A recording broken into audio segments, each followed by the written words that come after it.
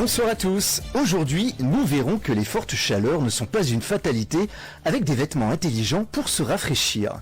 Puis nous découvrirons un nouveau système de sécurité et faire alerte pour prévenir des dangers la population. Enfin, une innovation made in Tunisie que l'on doit à ces ingénieurs tunisiens brillants qui ont inventé une machine pour transformer l'air ambiant en eau potable.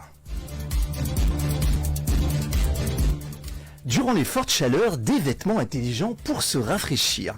En cette période estivale, un seul mot d'ordre, se rafraîchir. Et pour se mettre au frais durablement, voici quelques idées innovantes pour nous garder au frais. Alors dans le sport notamment, le textile innove et est capable de baisser la température de la peau d'1 degré. Alors pour cela, chacun sa technique, des capsules de sucre de céramique qui sont intégrées dans la fibre et qui captent la chaleur et la transpiration pour mieux l'évacuer à l'extérieur. Alors cela donne une sensation de fraîcheur et permet d'éviter la surchauffe, surtout pendant la course à pied par exemple. Alors si vous êtes jogger, une veste qui vous refroidit. Alors pour cela, vous la trempez 2 à 3 minutes dans l'eau, puis l'essorez et l'enfilez. Puis les tissus gorgés d'eau s'évaporent à travers les couches de vos vêtements sans que vous soyez trempé. Vous perdez ainsi 5 à 8 degrés de température et sa durée oscille de 5 à 10 heures. Alors certains spécialistes pensent que ces textiles intelligents vont se généraliser pour aider l'homme à s'adapter au réchauffement climatique. Alors l'innovation propose même des matelas rafraîchissants.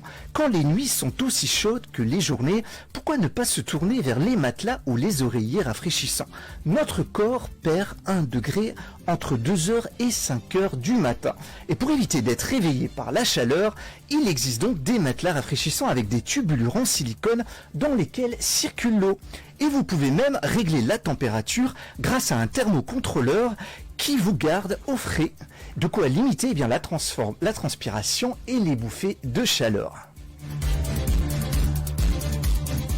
Et faire alerte, un système français pour prévenir les dangers la population. Alors le ministère de l'Intérieur français a annoncé que le nouveau système faire alerte est déployé dès aujourd'hui. Il permettra, via différents moyens de communication, de prévenir la population en cas de danger. Alors ce système s'inscrit dans l'actualité des fortes intempéries des dernières semaines qui ont provoqué de lourds accidents et même des décès. Alors des incidents qui pourront désormais être évités avec l'activation de FR Alert. Alors concrètement, le dispositif s'appuie sur nos smartphones et utilise 2 technologies.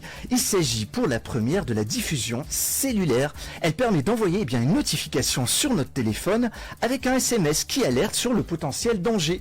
La seconde technologie utilise le SMS géolocalisé. Il s'agit de diffuser un SMS dans une zone géographique donnée. Le message est diffusé via des antennes relais identifiées dans le secteur à alerter par le centre SMS.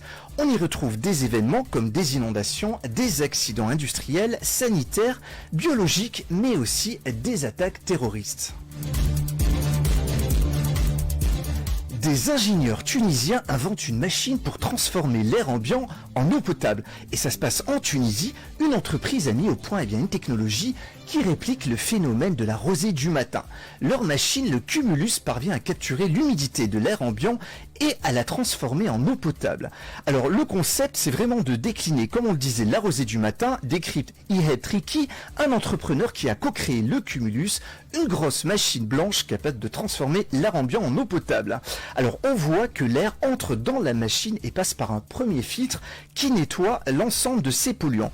Puis le flux pénètre dans la machine qui condense l'humidité contenue dans l'air. Et le premier Cumulus vient d'être installé dans une école primaire de la ville rurale d'El Bayadha, proche de la frontière algérienne, à l'ouest de la Tunisie. Alors dans ce territoire enclavé, l'accès à l'eau potable est très limité selon le principal de l'école. Mais avant d'être utilisée par les élèves, cette fontaine d'un nouveau genre devra encore être homologuée par les autorités tunisiennes. Alors selon le créateur de Cumulus, leur innovation pourrait permettre de fabriquer 20 à 30 litres d'eau potable par jour et sans branchement électrique ni aucune source d'eau environnante.